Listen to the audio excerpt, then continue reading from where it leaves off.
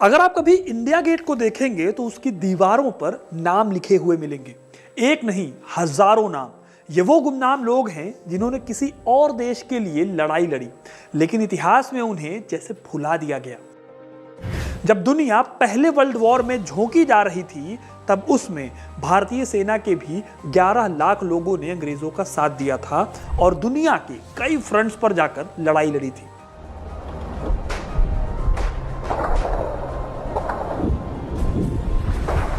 लेकिन क्या आपको पता है दोस्तों कि इनमें से 74,000 सोल्जर्स कभी वापस ही नहीं आ पाए, और जो वापस आए भी उन्हें ऐसे भुला दिया गया जैसे वो इंडियन थे ही नहीं। आज मैं आपको बताऊंगा कि फर्स्ट वर्ल्ड वॉर में विदेशों में लड़ने गए हमारे इंडियन सोल्जर्स के साथ क्या क्या हुआ। जहरीली गैस से लेकर बम के गोलों तक उन्होंने क्या क्या देखा, और क्यों ब्रिटेन और फ्रांस में लड़कियां भारतीय सैनिकों के ऑटोग्राफ लेने के लिए पागल हुई पड़ी थी, और बाद में ऐसा क्या हुआ कि ये सारे सैनिक इंडियन हिस्ट्री का एक गुमनाम चैप्टर हो गए। तो इस वीडियो को एंड तक जरूर देखिएगा। दोस्तों, पहला वर्ल्ड वॉर 1914 में शुरू हुआ और 1919 में पूरी तरह से खत्म हुआ। हम इस वक्त अंग्रेजों के गुलाम थे। अंग्रेजों की सेना थी जिसे कि ब्रिटिश इंडियन आर्मी कहा जाता था, और इसमें लाखों इंडियन सोल्जर्स थे। इसलिए जब ब्रिटेन वर्ल्ड वॉर में कूदा तो इंडियंस को लगा कि अंग्रेजों की मदद करके वो भारत की आज़ादी पालेंगे। यही वजह है कि 5 सालों के अंदर 11 लाख इंडियन आर्मी के सोल्जर्स दुनिया भर के हिस्सों में भेजे गए। लेकिन इन सभी को नहीं पता था कि आगे उनके साथ क्या होने वाला है। वर्ल्ड वॉर कहीं से भी आसान नहीं था दोस्तों। भारतीय सैनिकों के लिए कदम कदम पर मुश्किलें थी, और सबसे बड़ी बात कि इसकी शुरुआत भारत से ही हो गई थी।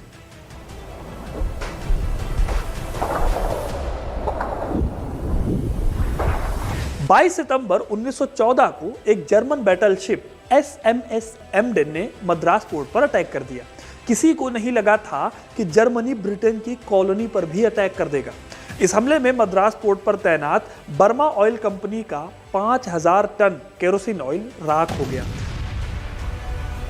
और यहां पर 5 इंडियंस की जान चली गई। ये इंडियन सैनिकों की वर्ल्ड वॉर में पहली शहादत थी। लेकिन दोस्तों, ये कोई शुरुआत भी नहीं थी। आगे अभी बहुत कुछ होना बाकी था। दोस्तों, इंडियन सोल्जर्स के साथ एक बहुत बड़ी दिक्कत ये थी कि उन्हें कोई अच्छी खासी ट्रेनिंग नहीं मिलती थी इंडिया में, और वर्ल्ड वॉर के लेवल पर होने वाली लड़ाई का तो उन्हें कोई अंदाज़ा भी नहीं था, ना ही कोई एक्सपीरियंस था। उनके लिए खाइयों में और कीचड़ की लड़ाई, या फिर टैंक, मशीन गन और बेहिसाब ठंड, ये सब कुछ पहली बार जैसा था।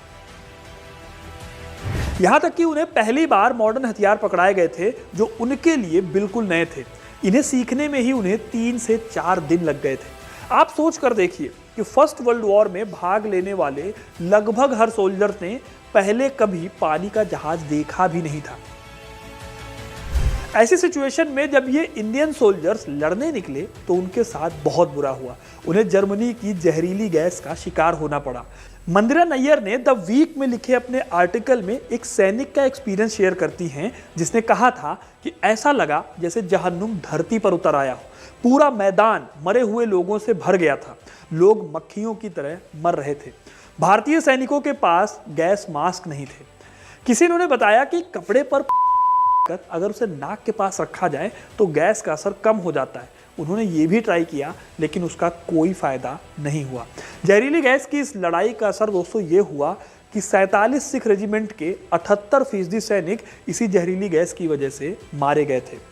दोस्तों, वॉर जोन से भेजी गई चिट्ठियों में इंडियन सोल्जर्स की वर्ल्ड वॉर में जो सिचुएशन थी और अपने आसपास की चीज़ों जो बर्बादी हो रही थी उसके बारे में पता चलता है। जैसे कि फ्रांस के मोर्चे से गढ़वाल राइफल्स के राइफलमैन अमर सिंह रावत ने अपने दोस्त को खत लिखा था, और उसने लिखा कि धरती मरे हुए लोगों से भर गई है। आगे बढ़ने के लिए लाशों के ऊपर से होकर जाना होता है। यहाँ तक कि कई बार उनके ऊपर सोना भी पड़ता है, क्योंकि कोई खाली जगह बची ही नहीं। डेविड ओमिसी ने अपनी किताब Indian voices of the great war में ऐसे कई लेटर्स को कलेक्ट किया है। इसी किताब में एक सिख का जिक्र है जो लिखता है कि ये एक शैतानी युद्ध है। और एक सैनिक तो अपने दोस्त को लिखता है कि चिंता मत करो मेरे दोस्त, हम सभी को देर सवेर मरना ही है। यानी ये मान चुके थे इंडियन सोल्जर्स कि विदेशी जमीन पर उनकी मौत तय है। दोस्तों, भारत से बाहर इंडियन सैनिकों को जो बहुत बड़ी प्रॉब्लम झेलनी पड़ी वो ये थी कि उनके ऑफिसर जो थे वो हिंदुस्तानी नहीं बोल पाते थे, इसलिए उनकी फैसिलिटी के लिए इंडियन ट्रेंचेस के नाम लंदन की सड़कों के नाम पर होते थे। लेकिन इसी वजह से भारतीय सैनिकों को कुछ समझ नहीं आता था। फिर उनकी हेल्प के लिए खाइयों या ट्रेंचेस के नक्शे हिंदी, पंजाबी और उर्दू में लिखे जाने लगे, लेकिन इसका भी कोई असर नहीं पड़ा क्योंकि ज़्यादातर जवान जो थे उन्हें पढ़ना ही नहीं आता था। इस तरह दोस्तों, मुश्किलों के बीच ठंड और बरसात, लाशों के साथ 11 लाख सैनिकों ने 5 साल गुजारे। इसमें से 74,000 कभी वापस ही नहीं लौट पाए, ना ही उनकी बॉडी वापस लाई जा सकी। उन्हें France, Greece, North Africa, Palestine और मेसोपोटामिया में ही दफना दिया गया। 70,000 लोग वापस तो आए, लेकिन उनके शरीर का कोई ना कोई एक ऐसा बॉडी पार्ट था जो वो जंग में गंवा चुके थे, यानी वो हमेशा के लिए ब्रिटिश आर्मी की खातिर बेकार हो गए थे। लेकिन अंग्रेजों के लिए ये घायल सैनिक काम के भी थे। आपको जानकर गुस्सा आ सकता है कि हमारे सोल्जर्स का तब पॉलिटिकल इस्तेमाल भी हुआ। जी हाँ, सही सुना आपने। असल में हुआ ये कि युद्ध में घायल सैनिकों को ब्रिटेन के एक राजमहल में रखा गया। ये राजमहल पड़ता था ब्राइटन नाम के शहर में। वैसे तो महाराजा ने यह महल कई साल पहले ही ब्राइटन कॉरपोरेशन को बेच दिया, लेकिन दोस्तों जब युद्ध हुआ तो उन्होंने आपदा को अवसर में बदलने की सोची। उन्होंने अफवाह फैलाई कि राजा ने घायल सैनिकों के लिए अपना राजमहल खाली कर दिया। लेखक मंदिरा नैयर द पोस्ट के अपने आर्टिकल में कहती हैं कि ब्रिटिश साम्राज्य ये प्रोपेगेंडा करने में सक्सेसफुल हो गया था कि भारतीय सैनिक उन्हें इतने अजीज हैं कि ब्रिटिश राजा ने उनके लिए अपना महल खाली कर दिया। पूरे अस्पताल में उर्दू, गुरमुखी और हिंदी में साइन बोर्ड लगाए गए थे। मुसलमान सैनिकों के लिए हलाल गोश्त की भी व्यवस्था की गई थी। जब भी उन्हें समुद्र तट पर घूमने के लिए ले जाया जाता, ब्राइटन के नागरिकों में उनसे हाथ मिलाने के लिए होड़ लग जाती और वो उनके हाथ में सिगरेट और चॉकलेट्स पकड़ा देते। इस तरह प्रोपेगेंडा के तहत रॉयल पवेलियन में 4,306 भारतीय सैनिकों का इलाज किया गया। कुछ लोगों की वहीं पर मौत भी हुई। इनमें से 53 हिंदू और सिख सैनिकों का ब्राइटन के बाहर एक गांव में अंतिम संस्कार किया गया और उनकी अस्थियां समुद्र में भी बहाई गई, जबकि 21 मुस्लिम सैनिकों को वोकिंग की मस्जिद के अहाते में दफनाया गया। दोस्तों, इस युद्ध के दौरान एक ऐसा फेज भी आया जब फ्रांस की महिलाओं के लिए ये सोल्जर्स हीरो बन गए। उन्हें फ्रेंच महिलाओं के कई प्रेम पत्र मिले क्योंकि इंडियन सोल्जर्स की बहादुरी के किस्से मशहूर हुए थे। उन्होंने मुश्किल से मुश्किल हालात में ब्रिटेन को जिताने की लड़ाई लड़ी। इस दौरान शहादत भी झेली और हमेशा के लिए अपंग भी हुए, लेकिन इसके बाद भी उन्हें इतिहास में आटे में नमक जितनी वैल्यू मिली। दोस्तों, जब वर्ल्ड वॉर खत्म हुआ तो अंग्रेज आज़ादी देने के अपने वादे से मुकर गए, जिसका नुकसान इन सोल्जर्स ने उठाया। उनका विदेशों में जाकर लड़ना बेकार हो गया।